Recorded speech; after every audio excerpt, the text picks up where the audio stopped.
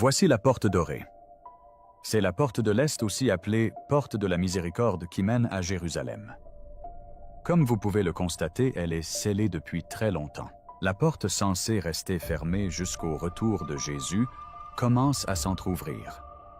Non par l'action humaine, non par hasard, mais par une force qui dépasse de loin toute puissance terrestre. Il ne s'agit pas simplement de pierres et de murs antiques. C'est une prophétie qui prend vie. Pour des millions de personnes à travers le monde, cette porte ne s'ouvrirait que lors du moment le plus important de l'histoire de l'humanité. Et voilà qu'un événement inattendu se produit. Dans les temples, les églises et les mosquées, la nouvelle se répand comme une traînée de poudre. Les pèlerins affluent à Jérusalem, non pour visiter la ville, mais pour assister à ce que beaucoup considèrent comme un signe, une porte qui a résisté aux sultans, aux conquérants, aux tremblements de terre, et à des siècles de silence commence à bouger.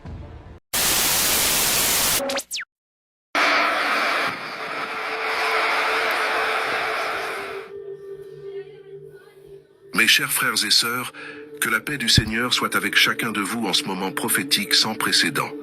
Il faut absolument que vous arrêtiez tout ce que vous faites là, maintenant, parce que ce que je vais vous partager dans les prochaines minutes est tellement monumental, tellement surnaturel, tellement chargé d'un poids spirituel immense, que quand vous aurez pleinement réalisé ce qui s'est passé ce matin à 6h11,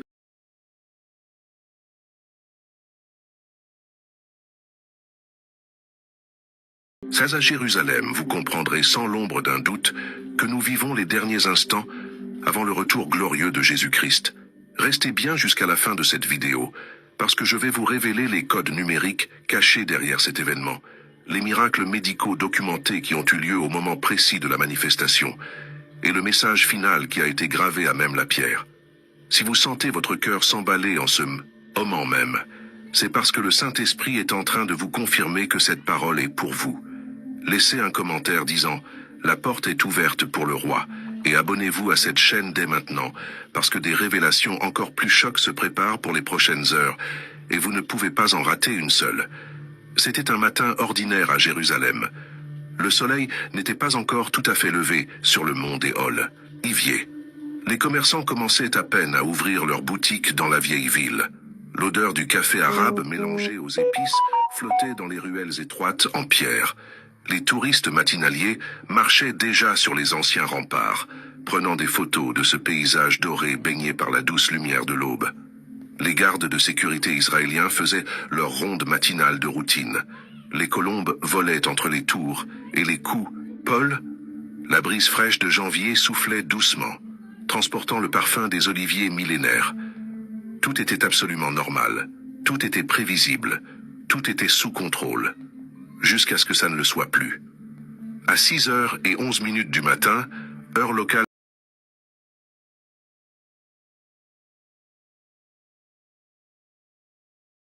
de Jérusalem, la réalité telle que nous la connaissons s'est littéralement déchirée en deux.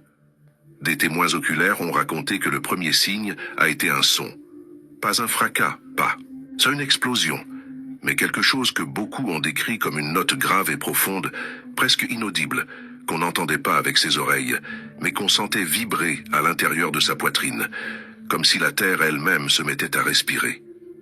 Un agent d'entretien nommé David, qui inspectait les murailles près de la porte dorée, cette porte orientale scellée depuis plus de 480 ans, s'est figé sur place quand il a ressenti cette vibration.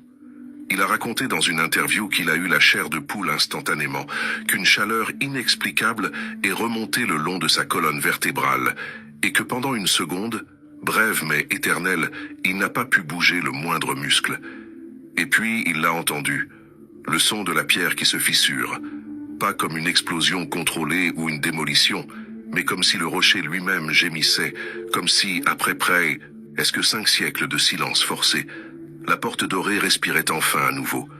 David a couru vers le bruit, et ce qu'il a vu l'a littéralement jeté à genoux. Les pierres massives qui scellaient la porte dorée, ces pierres qui avaient été cimentées là par le sultan Soliman en 1541 précisément pour empêcher le Messie d'entrer, étaient en train de bouger toutes seules. Aucune main humaine ne les touchait.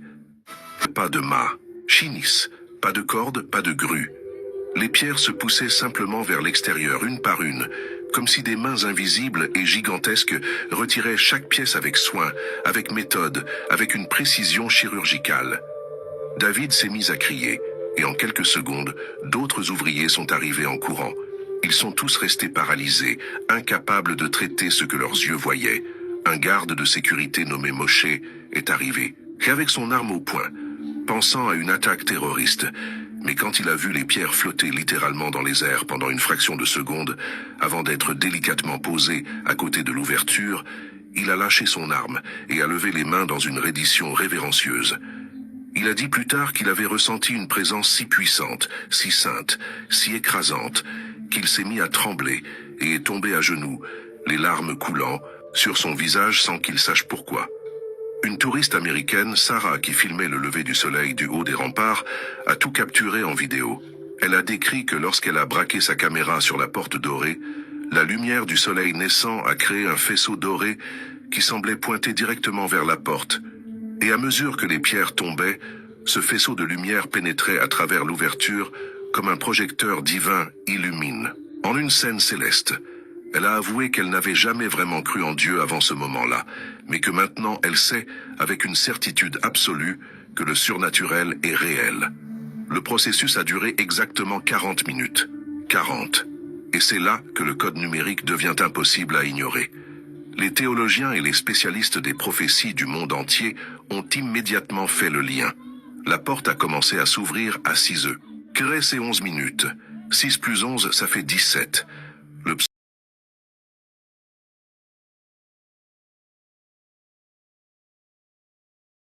Psaume 17, verset 15 dit « Pour moi, dans mon innocence, je contemplerai ta face.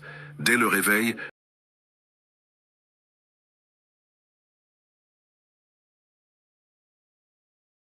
je me rassasierai de ton image. » L'heure exacte pointe vers le réveil, vers la vision de la face de Dieu, vers la satisfaction finale de l'âme qui contemple le Messie. Mais il y a plus. L'événement a eu lieu le 30 janvier 2026. 3 plus 0, ça fait 3.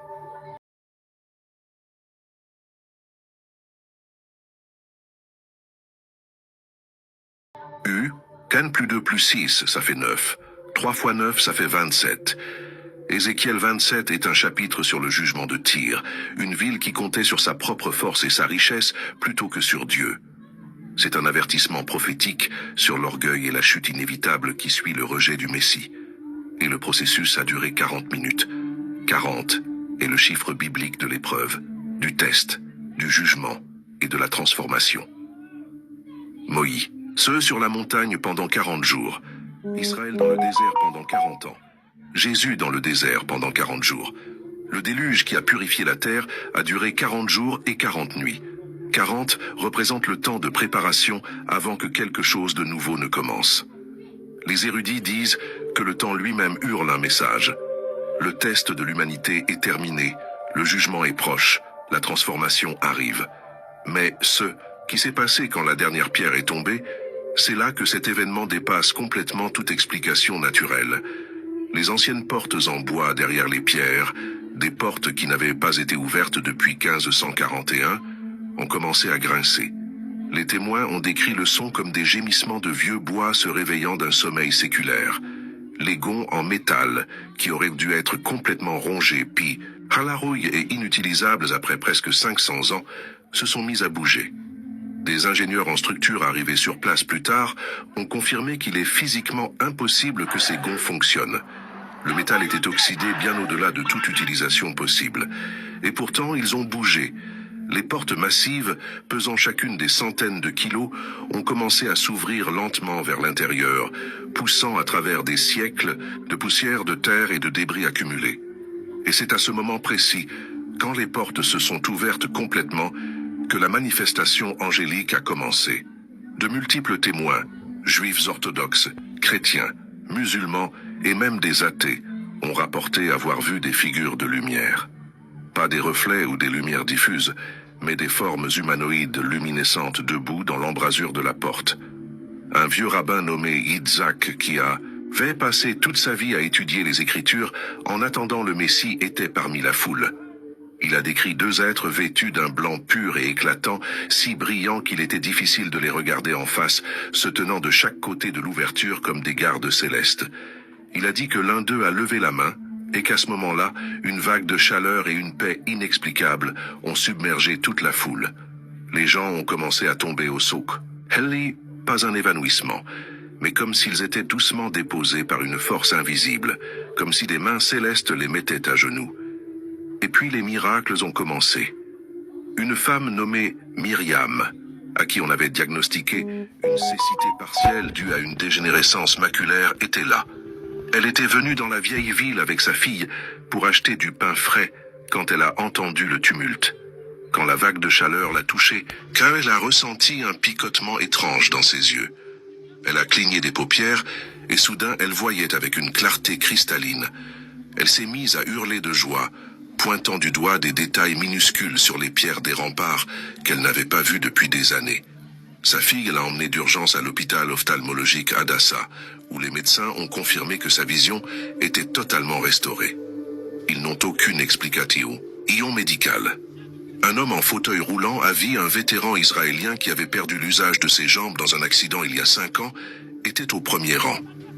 Quand la porte s'est ouverte et que le faisceau de lumière a traversé l'ouverture, il a dit avoir senti comme de l'électricité traverser ses jambes mortes. Chez Scarlett, vous avez Internet illimité.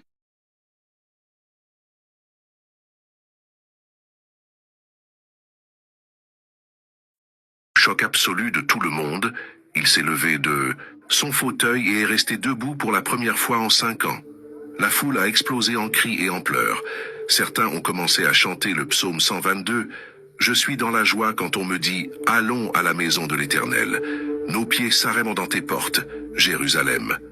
Les hôpitaux de Jérusalem ont confirmé au moins 17 cas documentés de guérison inexplicable durant le laps de temps exact où la porte dorée s'ouvra.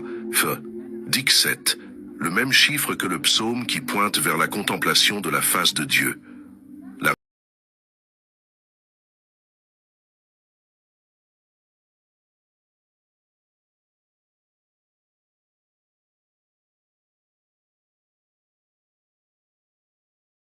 répercussion mondiale a été instantanée. Les caméras de sécurité sur les remparts ont capturé tout l'événement sous plusieurs angles. La vidéo a été partagée immédiatement et est devenue virale en quelques minutes. Twitter, Facebook et Instagram ont commencé à planter sous le volume des partages.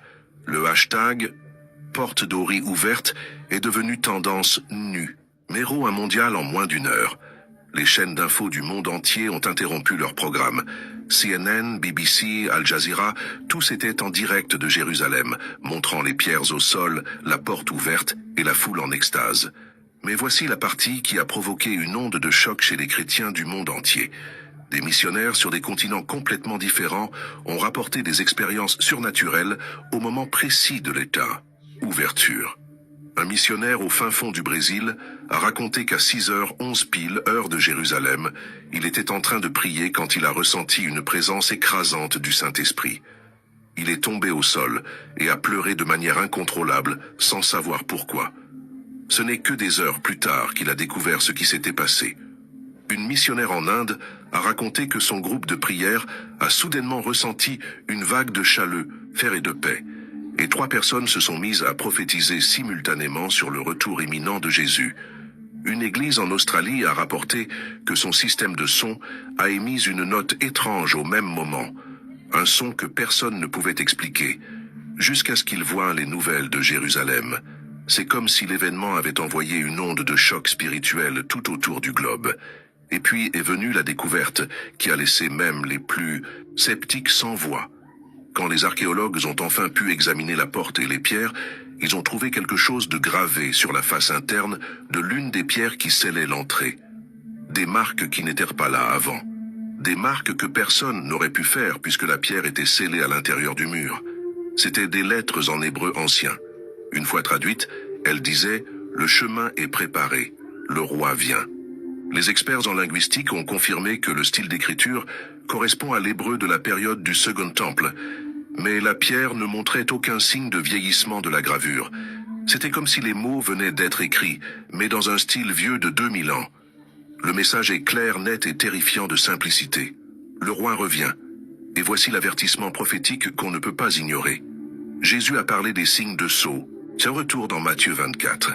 Il a dit qu'il y aurait des tremblements de terre, des famines, des pestes.